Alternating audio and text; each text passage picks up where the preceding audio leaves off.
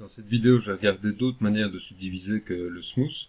Alors je vais commencer par revenir un peu dans cette zone d'Arnold ici. Et dans certaines situations, plutôt que de subdiviser avec 4 clarks, on ira subdiviser avec linéaire, en mode linéaire. Alors quand je fais ce genre de subdivision, j'obtiens en fait un maillage ici. Donc mon objet ici va se retrouver avec un maillage beaucoup plus dense. Donc où chaque face a été subdivisée par 4, puis par 16, etc. Et on va utiliser cette quantité de nouvelles petites faces. Typiquement, on va l'utiliser quand on veut faire du displacement. Donc ici, je suis dans l'hypershade, je suis venu rajouter un matériau sur mon objet. Et dans le shading group de mon objet, j'ai connecté une texture Cell Noise via un nœud Displacement Shader. Donc je ne rentre pas vraiment dans les détails ici, c'est juste pour vous montrer dans quelle situation on va utiliser ce type de subdivision en linéaire. Donc ici je vois le résultat avec 4 subdivisions, je vais augmenter par exemple aller jusque 6 et rafraîchir mon rendu. Et on voit que ici je vais, grâce à cette quantité de faces que j'ai rajoutées, je vais pouvoir utiliser la texture en displacement pour générer un maillage et des déformations de mon maillage.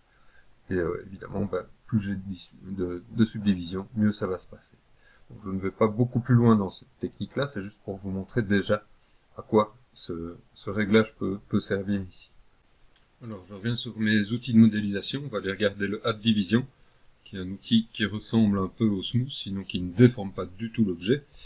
Donc il ne fait que ajouter des subdivisions, il n'y a rien de très compliqué. Donc j'ai aussi des niveaux de subdivision qui vont diviser une face à 4 côtés en 4, un triangle en 3.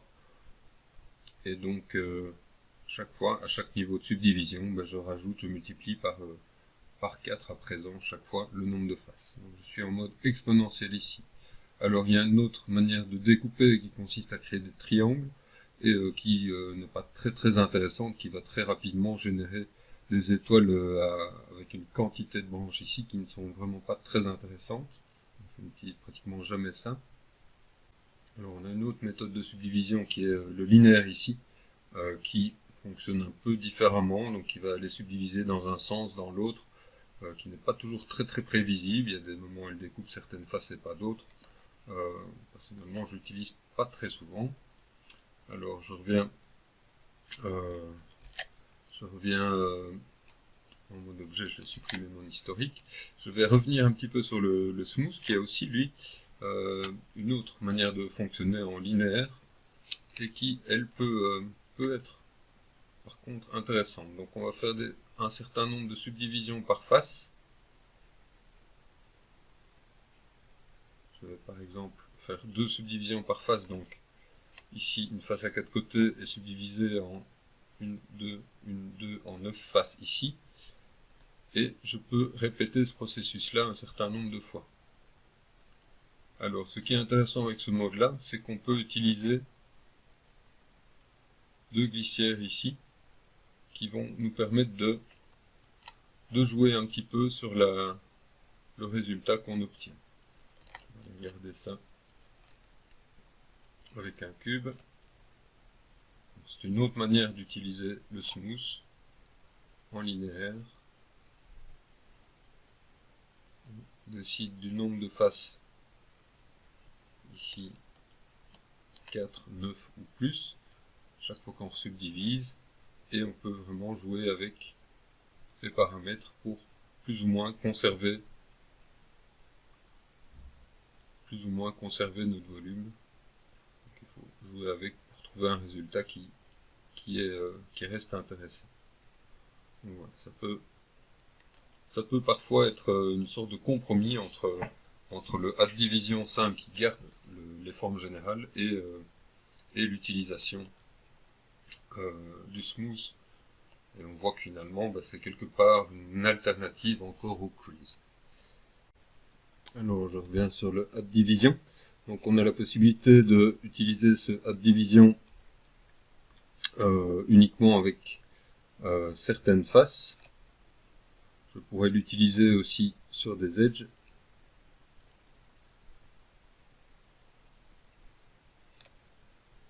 ici, ça va me rajouter un vertex ici.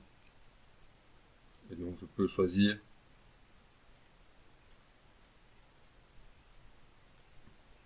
du nombre d'edges, de vertex que je rajoute sur un edge ici. Alors il y a une petite utilisation un peu particulière de cet outil-là. Donc si je prends par exemple un cylindre, un petit peu ces dimensions. Donc je vais rajouter des divisions sur tous mes edges d'un coup.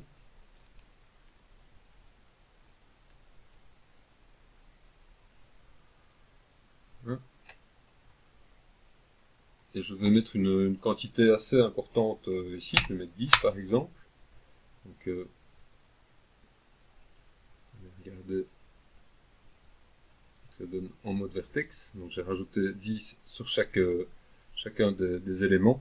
Mais si j'utilise size ici, je vais pouvoir m'assurer d'un écartement minimum. Donc, si je mets 5 par exemple, il va ne subdiviser que si mes edges créés sont de longueur minimum 5. Donc ça peut être un bon moyen pour venir remettre des subdivisions qu'il faudra évidemment après, ça c'est un peu le problème, venir reconnecter, par exemple avec l'outil Connect.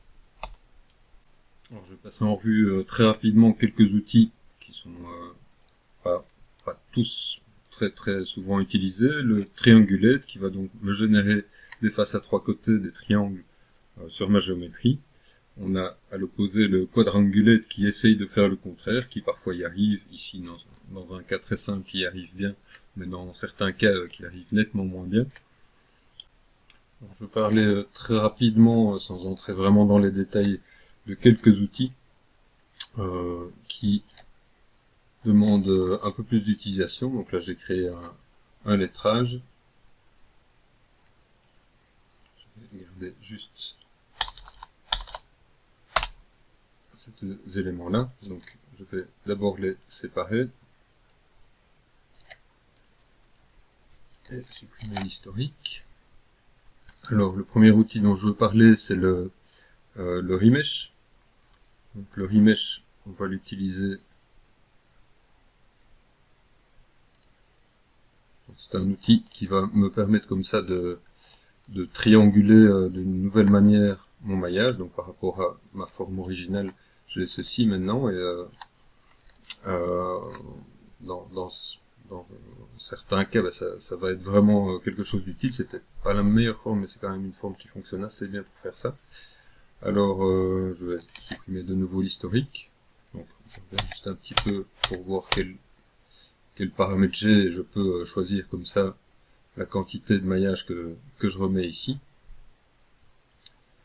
Je supprime mon historique ici. Alors je vais utiliser maintenant un autre outil, donc Remesh et Retopologize, qui sont deux outils très récents qui datent de la dernière version de Maya, de 2019. Donc le Retopologize, qui est un outil qui peut prendre un certain temps, lui va me régénérer un maillage, et il y a des formes comme celle-ci, c'est vraiment un bon exemple sur lequel ça fonctionne très bien. Donc ça fonctionne nettement moins bien sur plein d'autres formes. Alors c'est ouvert simplement, il faut que je remette un matériau sur mon objet. C'est simplement le matériau qui s'est perdu. Et donc on voit ici que Retopologize me permet de régénérer une topologie, et je pourrais choisir un nombre de faces un peu différent. Si je prends 200, ou si je prends 500, il va me changer la densité ici de mon maillage. Donc, outil qui pourrait éventuellement être intéressant dans certaines circonstances et qui est amené sans doute à s'améliorer vu qu'il est encore assez récent. Donc, si vous utilisez le retopo, n'hésitez pas, une fois que vous avez atteint votre résultat, vous avez un résultat qui vous convient, vous voyez que ça prend chaque fois un peu de temps pour calculer, soit de le mettre en pause ici, soit une fois que vous avez votre résultat, de faire Alt-Shift-D pour supprimer l'historique. Alors je vais venir regarder maintenant un autre outil, le Reduce. Je vais entrer dans ses options. Donc je peux choisir ou non de garder l'original, je ne vais pas le faire ici. Et donc c'est un outil qui va me permettre de diminuer le nombre de faces en utilisant une sorte de curseur ici. Et il va automatiquement essayer de supprimer prioritairement les edges les moins utiles. On voit par exemple qu'il vient d'abord prendre tous ceux du centre et puis petit à petit ceux qui soutiennent les formes. Voilà. Petit à petit, il va vraiment retirer les formes et donc si on l'utilise bien, il peut parfois vraiment me permettre de garder uniquement ce qui est utile sur un modèle. Donc il y a des situations dans lesquelles il s'utilisera mieux que d'autres. Alors on a la possibilité d'utiliser toutes sortes de réglages pour par exemple conserver les edges durs. Je mettrai une valeur plus élevée ici pour garder les bordures de mon maillage si j'ai des trous dans mon maillage. Pour voilà, différents réglages. Je ne vais pas rentrer en détail dans ces réglages là, juste pour vous présenter un peu l'outil.